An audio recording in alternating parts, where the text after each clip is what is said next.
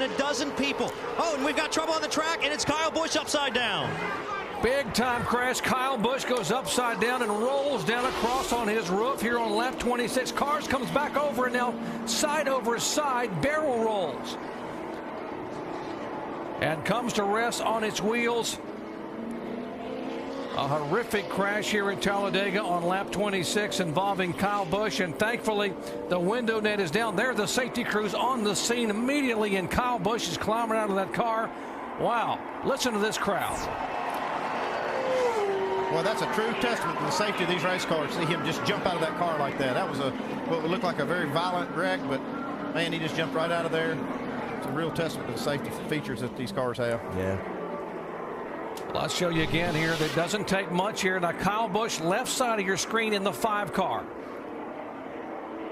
He moved to the outside to go around Casey Mears. It looked like Tony was going to go out there to help him, and it could have possibly been a little bit of contact. Yeah, it doesn't always have to be, because you can get yourself out there, and all of a sudden the air's changing, and just a horrific wreck. But once again, Kyle Busch gets out and walks away.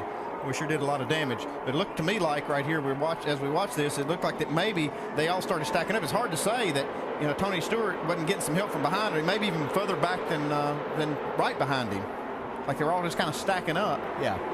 Yeah, when that happens, usually because everything changes, the air changes, and what you've been doing right there, you might have been wide open at that time, and then all of a sudden things change. And so, yeah, you can't put any blame on anybody, I don't think, here. Although I think we do see a little contact between the 33 and the 5. But when he pulls out there, that car is automatically going to start coming back a little bit, because he's come out against a brick wall of wind right there. Even though he's got to run, that car automatically slows down when he pulls out there until he starts getting that help. So if you're Tony Stewart, and you're trying to get out of the gas and you're getting hit from behind, have you ever had that happen where you get hit from behind and you can't actually slow your car down and try to avoid that wreck?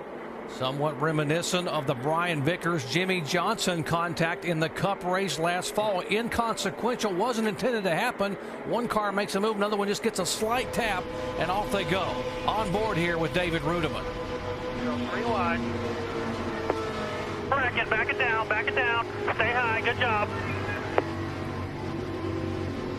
Hey, you can see the tire flying through the air. David Rudiman just went under the tire. It looked like he just ripped it right off the wheel. Yeah, that's you know,